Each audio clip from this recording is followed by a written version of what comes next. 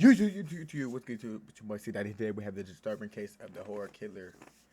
Man, I have not watched one of these in a little minute because I've been gone for a week because YouTube gave me a strike, but I'm back. What's it called? I got the lights dimmed down. On the road to 2K. Subscribe on that again. On the road to 10K on Instagram. See Daddy YT. Let's get into it. Footage of killer Richard Samuel McCroskey has never been seen before. Alright, so I'm making this video because, or if anybody finds this, I really don't know what I'm trying to say, and just I'm breathtaking at what I've done. Already I knocked your bitch ass out. I know I'm gonna pay for my consequences. You know, I wish that I could have not done this, but I just lost my mind. I snapped, and I did what I did, and I gotta pay for it now. My consequences. I'm like all shaky and stuff, but like, to anybody that finds this, tell my parents that like I love them, and I'm very sorry for doing this, and there's nothing really else to say. To everybody that is probably gonna hate me for this, I'm sorry, and I had to do it. My mind just snapped. I couldn't control it. I had to do it. That's it. Fuck you to the big world. Fuck everybody in the world. I can't stand this place. Nigga, what the fuck? How you gonna say so? Bro, he just said sorry to niggas and then he said fuck everybody in the world. What the fuck, nigga? Pick a side. Pick a side. What the fuck? Richard filmed this video as he was Niggas living in the on home BD. of his victims and These their niggas rotting on BD. corpses. He stayed in the house with their dead bodies for days after their deaths. Neighbors began noticing a sickening stench emanating from somewhere in the neighborhood, but couldn't pin down the source. They shrugged it off, attributing the smell to a dead animal. Little did they know they were smelling 4 human bodies as they began to decompose. How much? How much? Did he say 4? Little did they know they were smelling 4 human bodies as they began to decompose. When Richard finally fled the house, he left behind a crime scene so horrific, police wouldn't even describe what they found beyond the victims dying of blunt force trauma. What exactly was he doing during his time in the home remains a mystery to this very day. What? But one thing is for certain. When he set off to visit his online friend for the first time, no one could have possibly imagined everything would take such a shocking turn.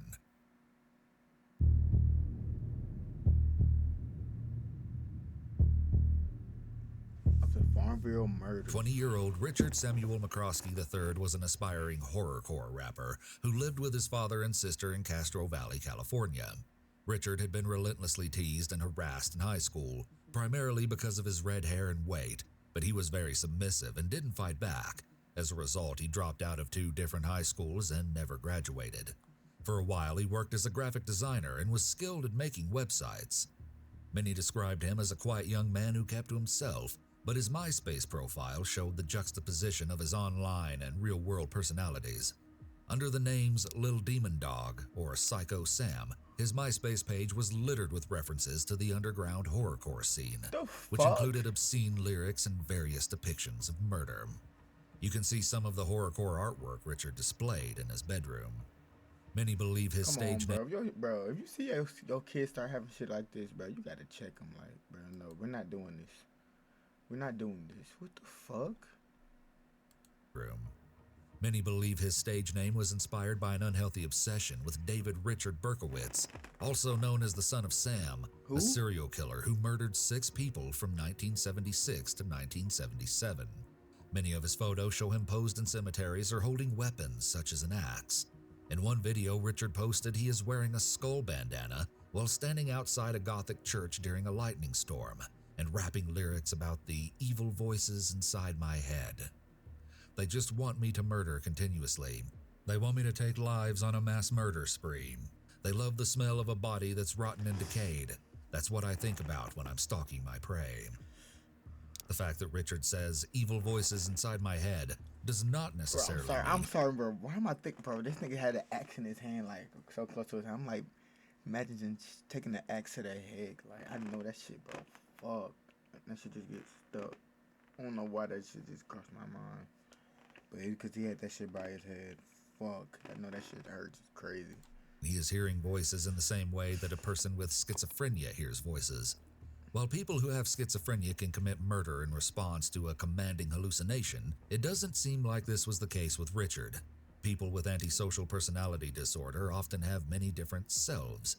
People with APD also sort of morph into different identities, depending on the situation and what they want to achieve. For instance, they can be very charismatic in situations where they need to manipulate someone to get their way.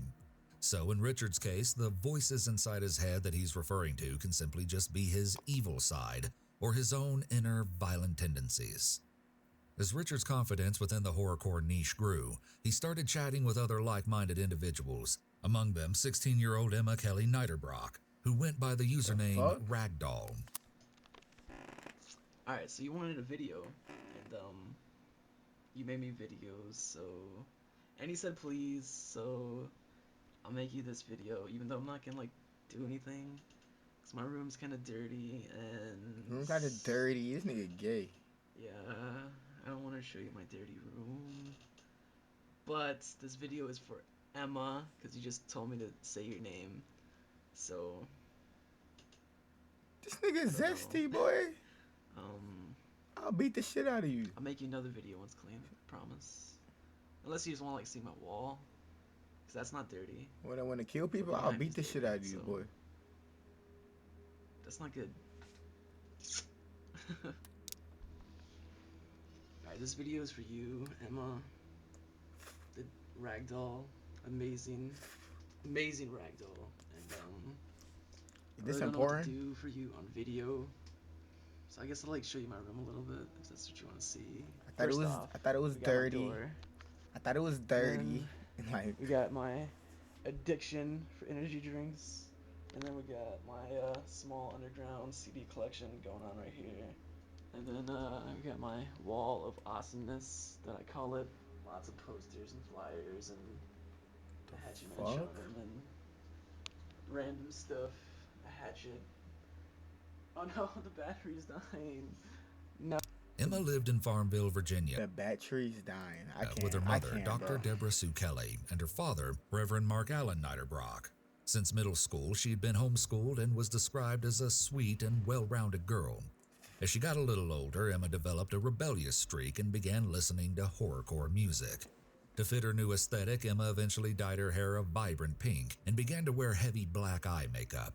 Her parents hoped that her new interest was just a phase, but they couldn't have been more wrong. Emma's father, Mark Niederbrock, was a reverend and head of Walker's Presbyterian Church in Hicksburg.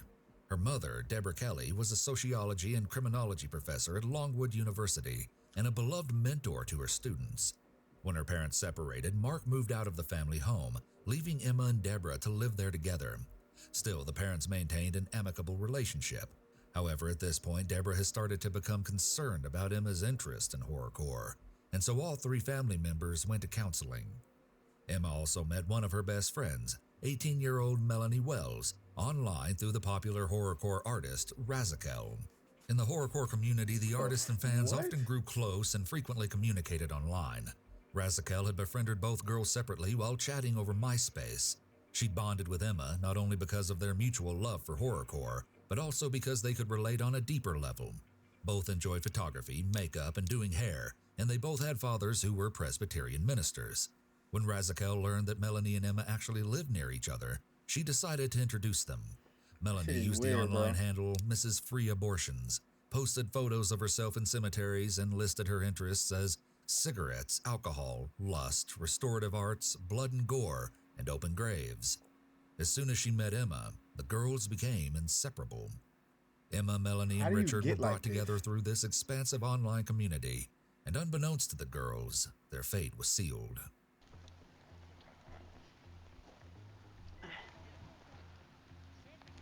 We defiled the grave, and then lightning struck seconds ago. I think we're being warned. They put an upside down cross. And now it's starting to rain. They put the cross upside down. Fucked up the grave. It's not my fault. Now it's starting to rain really hard. So peace. Before long, the relationship between Emma and Richard turned somewhat romantic. However, while Richard referred to Emma as his online girlfriend, Emma may not have been as serious about him. Razakel says that Emma never referred to Richard as her boyfriend, but said they were close and getting closer. Still, they exchanged flirty messages back and forth for around a year before making plans to meet in person. The three teenagers hatched a plan to attend a horrorcore music festival in Southgate, Michigan, called Strictly for the Wicked, but they would need some help. Emma's parents weren't exactly thrilled with their daughter's music choices, and they grew more upset when Emma started writing ominous messages on her bedroom walls. However, all they wanted was for their daughter to be safe and happy, And normal. so they chose to be supportive even if they didn't understand it. They agreed that she should attend the music festival, but only if everyone stayed at their home in Farmville, and that they would drive the trio to and from the music festival. Emma and Richard were ecstatic to meet for the first time in real life. For Richard, he was looking forward to something good finally happening to him. His own family unit had broken apart 5 months earlier when his father asked his mother to move out of their home. If this was weighing on him, he seemed to put it out of his mind by focusing on seeing Emma. On September 7th, Emma wrote on his MySpace page about her own excitement, saying, "The next time you check your MySpace, you'll be at my house. I love you so, so much, baby, forever and always. You are my one and only everything. I can't wait to see you, baby. It's like 6:17 a.m., and I've been up since 4ish, filled with uber amounts of excitement. I can't wait. I leave to pick you up in 5 hours. God, my insides feel all squishy." The fuck? Several days before the She's concert wet, on basically? September 7th or 8th, Richard arrived in Farmville. It's my birthday, 8. He'd flown all the way from California just to finally meet Emma. But as we all know, things aren't always as they appear online. Emma was immediately put off by Richard's shyness and physical appearance. Even before the concert, there may have been cracks forming between Hold the on, once what? loved-up couple. Hold on, what? What did he say? Emma was immediately put off by Richard's shyness and physical appearance. Even before the concert, there may She have been said she was catfish? Hold on, what? cracks Did y'all forming not see each other?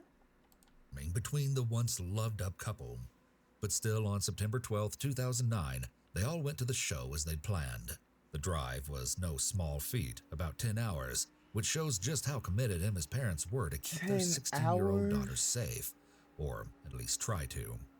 As well, Mark and Deborah had been separated for about a year at this point, 10 further proving hours? their dedication to protect Emma.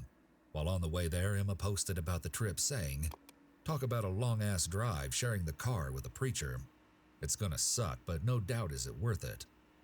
It isn't known for sure what exactly happened between Emma and Richard, but some sources claim she began flirting with other boys while at the festival, and there's even a rumor that she went out of her way just to avoid him during the concert. Richard's sister later said she was told by his friends that the two even had a falling out that night. Another rumor is that they had a fight because Emma received a flirty text from another guy at the show. Given what was going to come, something unpleasant must have happened between Emma and Richard. It seems like Richard may have been under the impression, or at least wanted to believe, that he and Emma were exclusively together, so naturally Richard was feeling rejected, betrayed, and even a little angry. Even so, they all returned to Farmville the next day after the concert, and things seemed to be all right. Seemed to be is the key here. Both girls logged into their MySpace accounts once they returned to the Niederbrock house. At 2:43 a.m. on Monday, September 14th, Melanie posted online that she would be home on September 16th. She even wrote about missing people at home, but she would never make it back. Her parents became worried when that date came with no word from the young woman. Her father drove to the home in Farmville where he knew she was staying, but no one answered the door after hours of waiting. The distraught parents made countless attempts to track down Melanie over the next 2 days, calling her phone, Emma's phone, and even Razakel, who hadn't seen them since they left the concert, but then they managed to get through to Richard on the phone at least 2 times. Something was off. Yet when they spoke with him, he gave them a different story every time regarding the girl's whereabouts. They called the Farmville police and requested a welfare check, but officers didn't find anything suspicious. Well, at first. That same day, Melanie's mother, Kathleen, also reached out to Mark Niederbrock and asked if he could go check out the house. He agreed, and Kathleen was relieved that she would finally have answers soon. But her relief was short-lived. Hours passed, and there was still no call from Mark. Well, yeah, this is Carmel Police Department. Okay, did you just speak with somebody at the residence? Yes, I just spoke with, I guess, the daughter's boyfriend. Okay, well, I don't know. My sergeant went over there, and he said that it was a young kid, boy. and that Melanie and the girl she's staying with are at the movies now. Yesterday they went to Richmond. Vehicle had broken down and her cell phone's dead and that kind of thing. So is that what he talked to you about? That's what he told me, yeah. And like I said, but I don't know where the mother is. I don't know where. I mean, she's usually the one that I guess drives him around, and she's just disappeared. I haven't spoken to her at all. The father I talked to earlier on today, Right. he said that he was on his way. As a matter of fact, he was on the road when I was talking to him. He was going through Farmville. He was supposed to stop at the house. I haven't heard from him since. Okay. Like I said, I'm at this point, I don't know. I mean, I don't Hold know. on. Okay. Farmville, he was supposed to stop at talked to earlier on today. Right. He said that he was on his way. As a matter of fact, he was on the road when I was talking to him. No. Going through Farmville, he was supposed to stop at the house. I haven't heard from him since. No, it's Okay. everything's clicking. Like I said, I'm at this point, I don't know. I mean, I don't know what to No say. way. Okay. And him being at the movies, I just tried to call. He said that Emma tried to call, or just called him from the movies. And I tried to call the phone that he said she called from. There's no answer. It goes right into it. Okay. Later that night, when she still hadn't heard back, Kathleen called the police again. They arrived at the Farmville house and were greeted by Richard at the front door, who explained that the girls had left to see a movie. The officers left without looking inside the home, but naturally, Kathleen wasn't satisfied with the answer Richard had given. She called the home and once again spoke with him, but this time, instead of giving excuses, he simply stated that the girls couldn't answer the phone. This is what doesn't make sense. I mean, my daughter would call. Right. So I just don't know what to think. What scared me earlier, she was saying, oh, there was noises in the basement coming from, in the house. And, I don't know. All right. If you don't hear anything from her, then just call us back and I'll send an officer back over there. Okay. Yeah, it just, like I said, none of it makes any sense at all. I've heard that, they were supposed to be home by 9 this evening and then 10 and then, so I don't know. All right. Well, just try it, wait and see if Melanie calls you in the next hour, and if not, call us back. Okay, I will. Thank you so much for your Okay. help. You're welcome as well. All right. Bye-bye. Kathleen insisted that Richard call the police himself because something seemed very wrong, and surprisingly, he did. Richard called 911. However, instead of revealing anything about the girls, he complained about a strange sound coming from the basement of the home. Phone 911.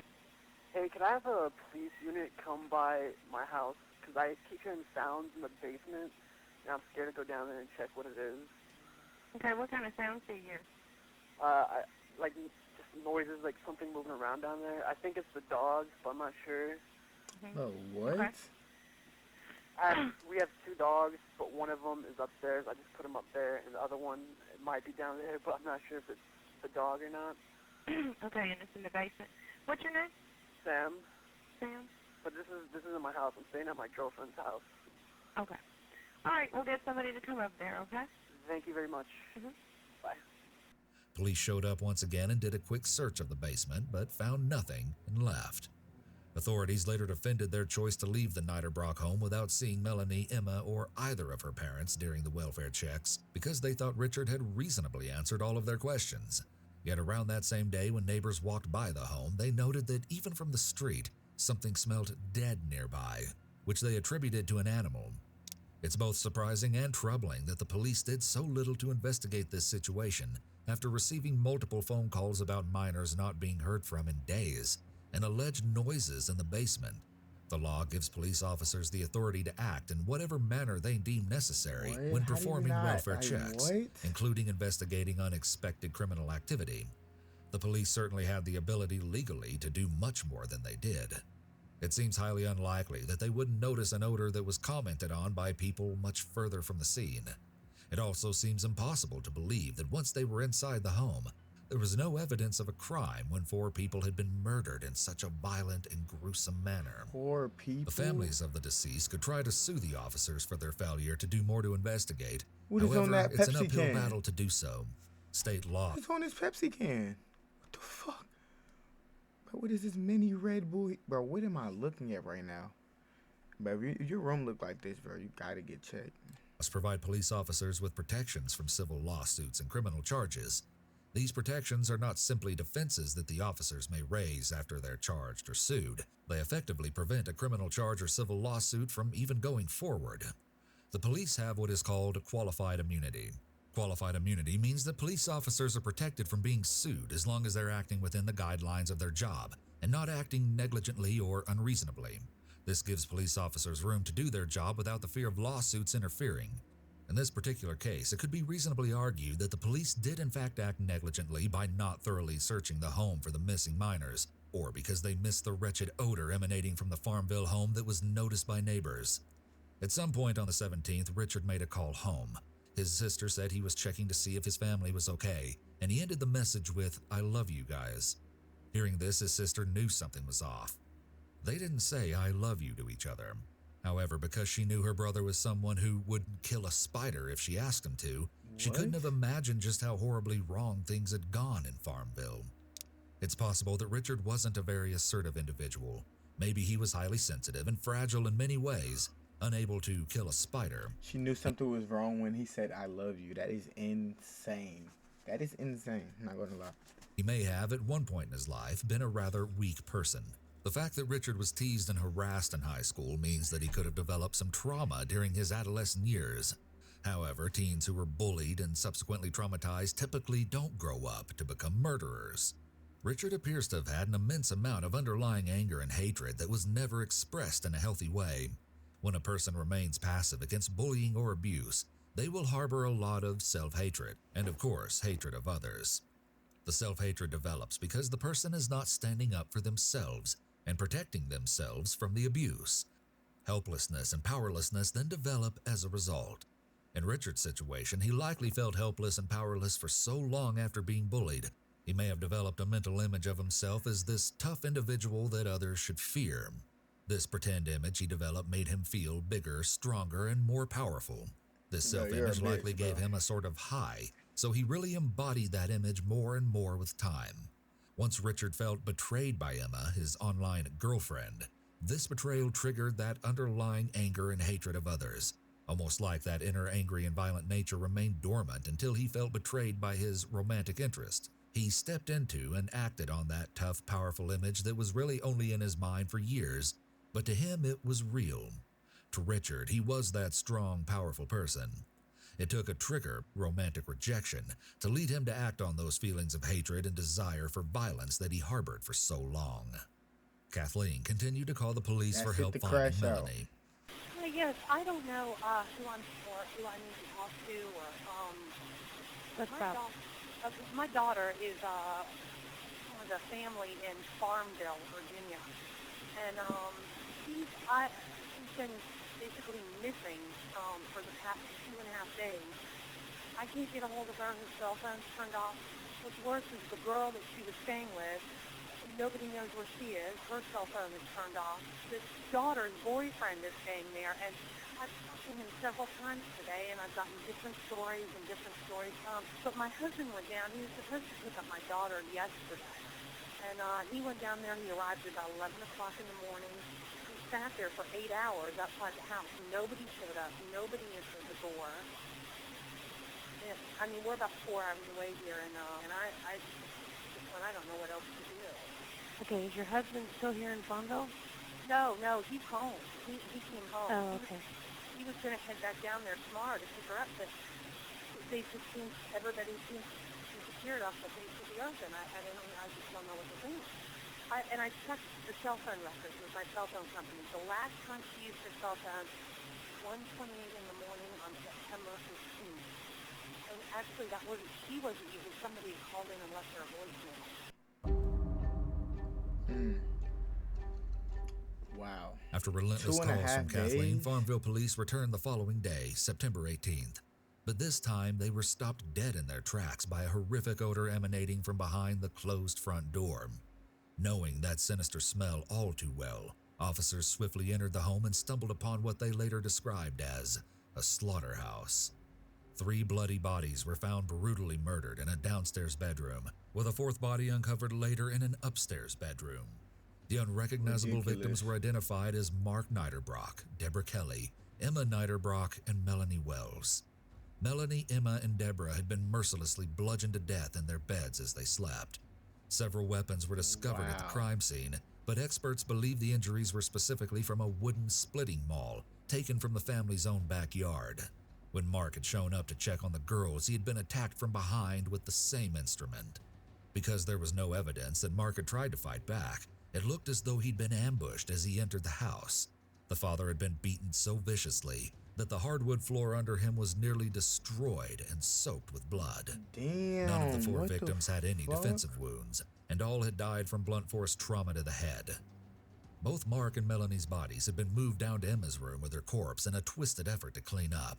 Authorities were horrified at the chilling crime scene, but more than that, they were faced with the realization that during their previous visits to the home, they had unknowingly missed the gory evidence.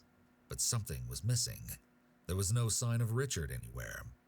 Earlier that same day at around 4 in the morning, Richard had stolen and crashed Mark's car.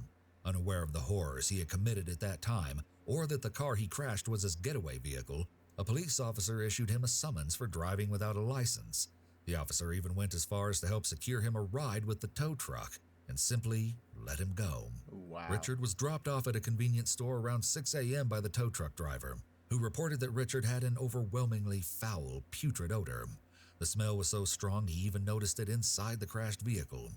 He said Richard stunk like the devil, and he was forced to roll down the car windows and stick his head outside. The fresh air didn't help much because he still heaved visibly. On your twice. ass, boy. Yet Richard didn't seem to mind the foul smell. During their trip, the driver also noticed that Richard had red marks on his neck that looked like hickeys. When he commented on them, Richard claimed that his girlfriend gave them to him. In fact, he was so comfortable with the driver that he admitted the 2000 Honda he just wrecked belonged to the father of his girlfriend. Once at the convenience store, Richard then called for a cab to take him to Richmond International Airport. In a strange turn of events, on their way to the airport, the taxi was pulled over by a police officer for speeding. Apparently unconcerned, Richard had simply calmly exited the vehicle and had a smoke by the side of the road while the incident was sorted, as though he didn't have a care in the world, even after 2 very close calls with police officers. Little did anyone know the true horror he had left in his wake. Just hours after the grisly crime scene had been discovered, a man named Andres Shrim called the police. Shrim was the boyfriend of the horrorcore rapper Razakel. He went by the stage name Sectanic the Soulless, and his record label was called Serial Killin' Records. In his call to the police, Shrim said that one of Richard's friends had spoken to him recently and said that fuck? Richard was noticeably upset and that he had made some disturbing comments, including that he had killed someone, maybe even a couple of people. The police were now certain that Richard was the perpetrator in the 4 horrific murders. They circulated a photo of him from his MySpace account in an attempt to track him down. It wasn't long before officers found Richard sleeping in the baggage claim area on September 19th and arrested him before he could hop a flight back to California. The cold killer had actually left That's behind a tough. piece of paper at the crime scene containing the exact address of the airport. His grand escape plan had been to wait in the airport for a flight in 2 days. At some point, he must have panicked because he attempted to buy a ticket for an earlier plane, but it was too expensive, so all he could do was wait, which is Wow. exactly how police found him. That's tough, my boy.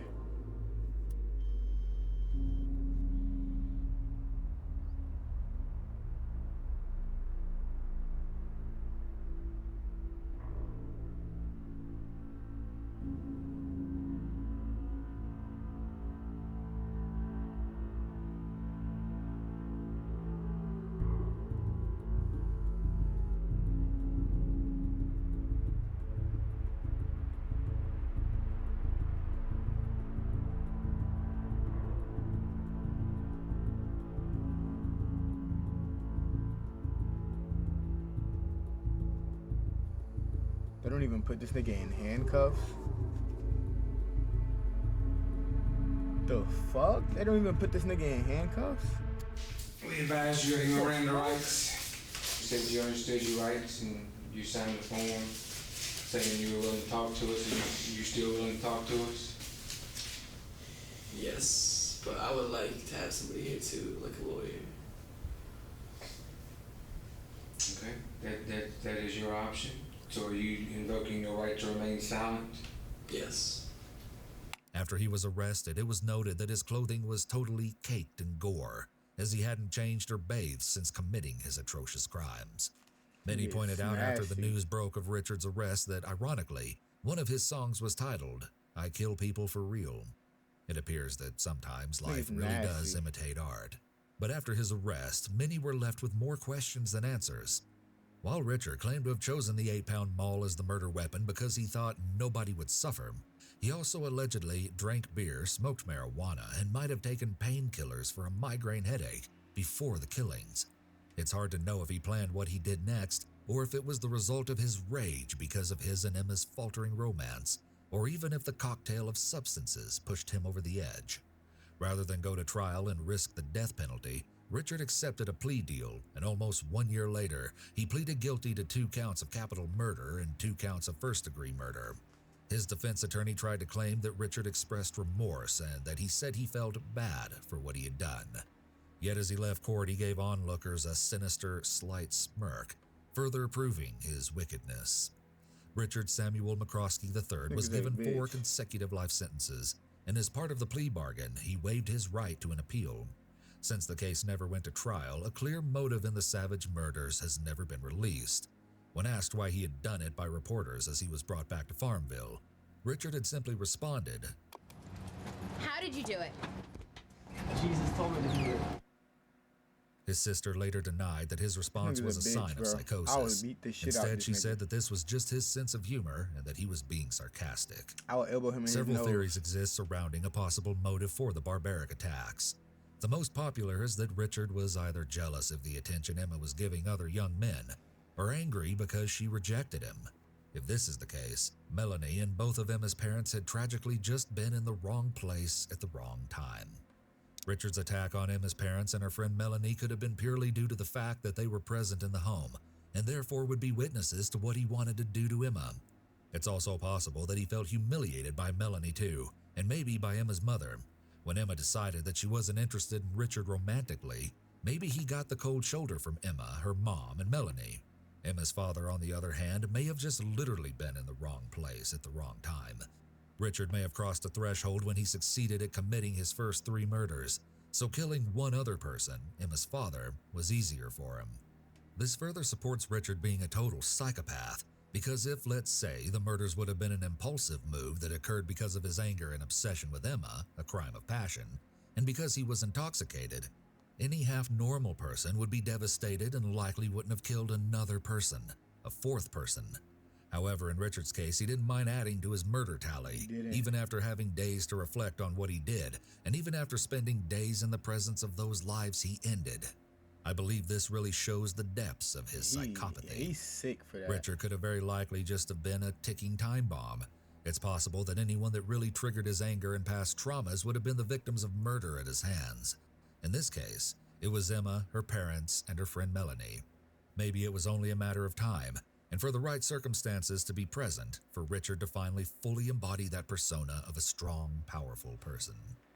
However, Richard reportedly told the cab driver who brought him to the airport that he'd gotten into an argument with Emma after overseeing a text message she received from a guy she met at the festival, saying he loved her and wanted to be with her. This is similar to the rumor about her texting another guy while at the concert. Richard told the cab driver that Emma had become angry with him for invading her privacy, but he claimed that to avoid arguing with her, he waited for her to fall asleep before he left. The cab driver noted that Richard seemed like a nice young man. He was very polite and well-spoken, and he spoke passionately about Emma. Of course, he'd already killed Emma at this point, at least 2 days earlier. The report by the cab driver reveals some important details about how people with antisocial personality disorder tend to present themselves. They can certainly be very polite and well-spoken.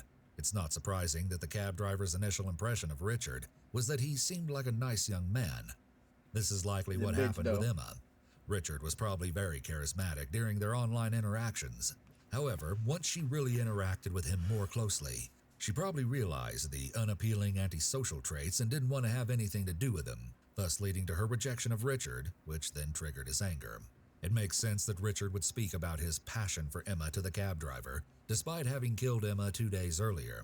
Sociopaths who commit murders will often refer to their victims in an affectionate way after having killed them. People with APD take possession over people and things quite frequently due to their sense of entitlement and lack of empathy or consideration for the needs and rights of others. Fuck all Therefore, that. the fact that Richard murdered Emma could have been at least partly due to feeling that if he can't have her, no one else can. Or he may have believed that Emma could not exist if she doesn't belong to him. He wanted to get back at Emma for rejecting him. Very little evidence has ever been publicly revealed about what happened during the several days that Richard was alone in the home with 4 rotting corpses. He didn't move the bodies into Emma's room until after the first time the police showed up at the house for a welfare check, meaning he was living in the home while surrounded by bloody bodies. The self-recorded videos are some of the only pieces of evidence we have that tell us about Richard's state of mind during this time. What we do know is that he took the time to film himself as he contemplated taking his own life. Alright, I'm making this video because it's in my final minutes of being alive, and to anybody that finds Why this, didn't you do it, bitch? I want you to tell my parents I love them deeply, and I'm very sorry for doing this. To my brother, Sinister, aka Eric, and Emily, I love you guys deeply. I'm sorry for going this route. I know I said I'd turn myself in, but I'm not gonna do that. I can't do that. I can't pay those consequences, so I gotta do what I gotta do, which is gonna be over there. If you can see that, I'm not gonna tell you what I'm gonna do because I'm sure you guys know what I'm gonna do. I'm really sorry, but it came to this. But I'm gonna get going and do what I gotta do. I'm gonna pay my consequences. This just ass nigga, boy. He's So, annoying. My last words before I go: fuck you to the world. Fuck everybody in it. I can't stand this place. Fuck your God. And no, I'm not a nut rider. But fuck your God. SKR. I would spit on you, boy. For life. Peace. Many were quick to blame the horrorcore Hope you get took with no consent in jail, boy. genre for the mass murder because of the way the music seems to glorify murder. But supporters argue that the music is merely a dark fantasy, and only those suffering from mental health issues would carry out such a heinous act. But regardless of his musical preferences, this was a rage-fueled attack against a teacher, pastor, daughter, and friend at the hands of absolute evil. The Farmville community will forever remember and mourn the losses of those 4 innocent lives. That's crazy. She just running normal, bro. This nigga crashed out on the girl he just met, bro. First day. First fucking day. Subscribe, join Daddy Gang. I'm out this bitch.